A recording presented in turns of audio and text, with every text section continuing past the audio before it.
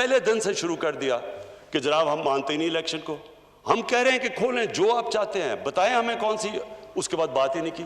Assembly ना चलने दें, तकरीर ना करने दें, ये तो आज वो है नहीं तो मैं तकरीर कर रहा हूँ, नहीं तो तकरीर नहीं करने देते।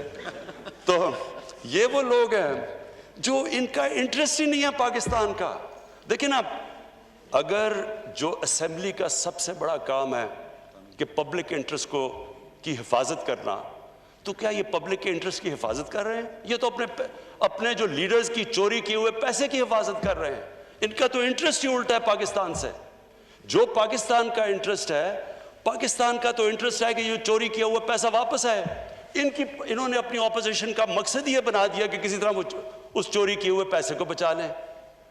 कैसे एक मुल्क तरक्की कर सकता है जब एक मुल्क के जो बड़े बड़े जिन लोगों के पास इतना, हमें पता है, हमें स्पीकर साहब मैंने तो इनको सबको देखा हुआ है, मुझे तो पता है इनकी पहले हालात क्या थे। मुझे तो पता है ये जिस तरह अब आप जो देख रहे हैं, इसहाक डार को देखें। इसहाक डार ऐसे लगता है कि उसके बाप की साइकिल की दुकान नहीं थी, मेफेयर में कोई मर्सिडीज का शोरूम था। नवाज शरीफ, इनकी शरीफ की फैमिली, अब इनकी फैमिली देख लें, इनकी फैमिली ऐसे नहीं लगती कि ग्वाल मंडी में बड़ी हुई है, लगता है ये बकिंगम पैलेस में बड़े हुए हैं सारे। किधर से पैसा आया इतना पैसा? और जवाब मांगो तो जी ये सियासी इंतकामी कार्रवाई हो गई। स्पीकर साहब, मैं आखिर में मैं ऑपोजिशन को फिर कहता हूं, आपने जो भी, हम हर तरह की आपसे कॉम्प्रोमाइज करने के लिए तैयार हैं। जो आप चाहते हैं मुल्क के लिए, जमहूरियत के लिए, हमारे से क्या है, हम कॉम्प्रोमाइज करने के लिए तैयार हैं, लेकिन हम करप्शन के ऊपर कॉम्प्रोमाइज करने के लिए नहीं तैयार।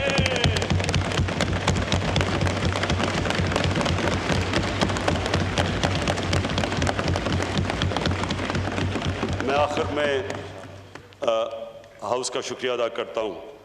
ये जो PMDC का बिल पास किया, ये बहुत ज़रूरी था।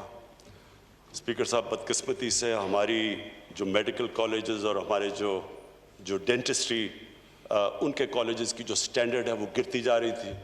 इसके लिए बड़ा ज़रूरी था कि जो इंटरनेशनल बेस्ट प्रैक्टिसेस हैं उसके मुताबिक हम इनकी स्टैंडर्ड्स रेज़ करें। और ये जो अब बिल था, ये कोशिश तो कर रहे थे 1.5 साल से।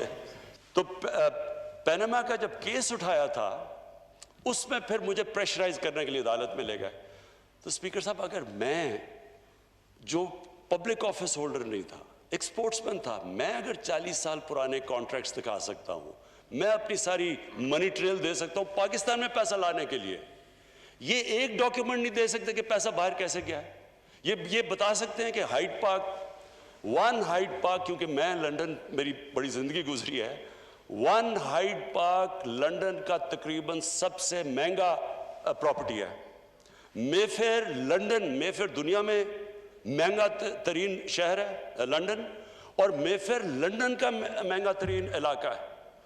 उधर इनके पास इतनी प्रॉपर्टीज, किधर से आया पैसा? ये कोई डॉक्यूमेंट बता दें कि पैसा बाहर किधर गया। दूसरी तरफ आसिफ जरदारी की प्रॉपर्टीज की लिस्ट है, अपने नाम पे नहीं लिए हुए।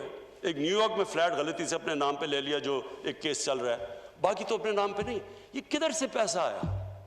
तो जब एक मुल्क की जो सरबरा, जब वो पैसा चोरी करके बाहर लेके जाते हैं और डॉलर्स में बाहर लेके जाते हैं, दुबई में इनकी प्रॉपर्टीज है, वो यहां से कन्वर्ट करते हैं, रुपए को डॉलर में बाहर ले जाते हैं। तो जब वो लेके जाते हैं, वो दो चीजें उनको करनी पड़ती है। पाकिस्तान के इदारे पहले तबाह करते हैं। पहले नैब में इन्होंने मिलकर अपना आदमी रखवाया, वो जो नैब चेयरमैन था, इन्होंने केसेस इनके बंद किए। हुदायबा paper mill open and shut case था, उसके ऊपर इसहाक डार की बकायदा सिर्फ स्टेटमेंट नहीं है, उसने बैंक अकाउंट्स दिए हैं कि जिधर जिधर यहां से पैसा बाहर गया, नाम दिए हुए उसने। ओपन एंड शट केस, इनका अपना आदमी नैब में बैठा हुआ था, उसने वो आगे प्रोसीड नहीं किया। तो इन्होंने ये जो 10 साल के अंदर 4 गुना ज्यादा पाकिस्तान के कर्जे बढ़े हैं। 60 साल की तारीख में टोटल पाकिस्तान का कर्जा 6,000 अरब था, 10 सालों में पहुंच गया 30,000 अरब। हमारा जो सबसे बड़ा मसला क्या बना हुआ है, जो हमने टैक्स का पैसा इकट्ठा किया पहला साल, उसका आधा चला गया इनके कर्जों की किस्तें अदा करने पे। मुल्क किधर से चलाते? फिर हमें कहते जी आप कर्जे ले रहे हैं। अगर हम कर्जे ना लें तो हम मुल्क कैसे चलाएं? आधा तो जो पैसा इकट्ठा किया उनकी कर्जों की किस्तों पे चला गया। अब जो हमने कोरोना की वजह से कम कलेक्शन हुई, फिर हमारा 1000 अरब कम हुआ, तो 4000 अरब अब जो इकट्ठा किया ये सेकेंड ईयर में, उसमें से 2600 अरब वो चला जाएगा कर्जों की किस्तों देने पे।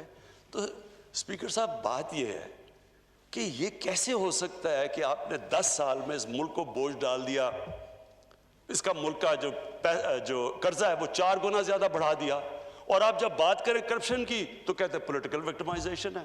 कभी कहते हैं कि जी ये ब्लैकमेल इधर कर रहे हैं, कभी पहले इन्होंने ब्लैकमेल उस पर पहले हमें कहा जी पहले दिन से शुरू कर दिया कि जनाब हम मानते ही नहीं इलेक्शन को, हम कह रहे हैं कि खोलें जो आप चाहते हैं, बताएं हमें कौन सी, उसके बाद बात ही नहीं की।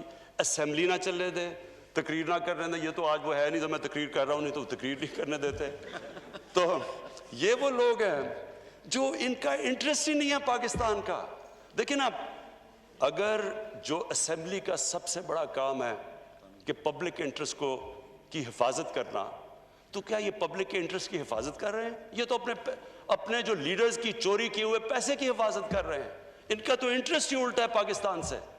जो पाकिस्तान का इंटरेस्ट है, पाकिस्तान का तो इंटरेस्ट है कि ये चोरी किया हुआ पैसा वापस आए। इन्होंने अपनी ऑपोजिशन का मकसद ये बना दिया कि किसी तरह वो उस चोरी किए हुए पैसे को बचा लें।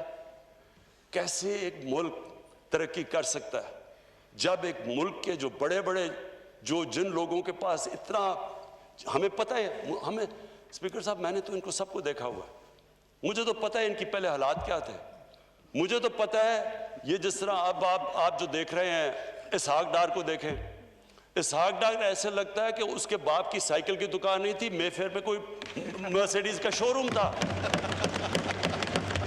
नवाज शरीफ, इनकी शरीफ की फैमिली, अब इनकी फैमिली देख लें, इनकी फैमिली ऐसे नहीं लगती कि ग्वाल मंडी में बड़ी हुई है, लगता है ये बकिंगम पैलेस में बड़े हुए हैं सारे।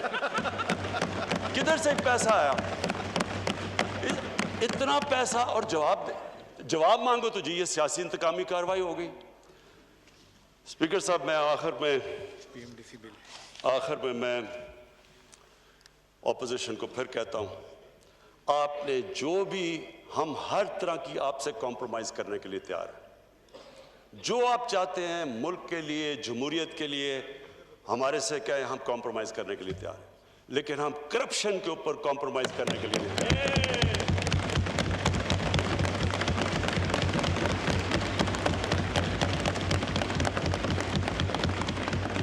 मैं आखिर में हाउस का शुक्रिया अदा करता हूं। ये जो PMDC का बिल पास किया ये बहुत ज़रूरी था। स्पीकर साहब, बदकिस्मती से हमारी जो मेडिकल कॉलेजेस और हमारे जो डेंटिस्ट्री उनके कॉलेजेस की जो स्टैंडर्ड है वो गिरती जा रही थी। इसके लिए बड़ा ज़रूरी था कि जो इंटरनेशनल बेस्ट प्रैक्टिसेस हैं उसके मुताबिक हम इनकी स्टैंडर्ड्स रेज़ करें। और ये जो अब बिल था, ये कोशिश तो कर रहे थे 1.5 साल से। मैं फिर से हाउस का बड़ा शुक्रिया अदा करना चाहता हूं कि आज उन्होंने ये बिल पास किया, और इंशाअल्लाह इससे हमारे डॉक्टर्स और डेंटिस्ट की स्टैंडर्ड बढ़ जाएगी। बहुत शुक्रिया। मैं भी तमाम हाउस को बहुत बड़ा मुबारकबाद देती हूँ, क्योंकि आज हमने तारीख़ी कानून साजी की है। आप सबको बहुत मुबारक हो, क्योंकि ये हमारे लिए एक बहुत बड़ी बात है कि माशाअल्लाह जो कानून साजी मुल्क को कौम के बेहतर मफाद में थी आज वो हो गई है। जी।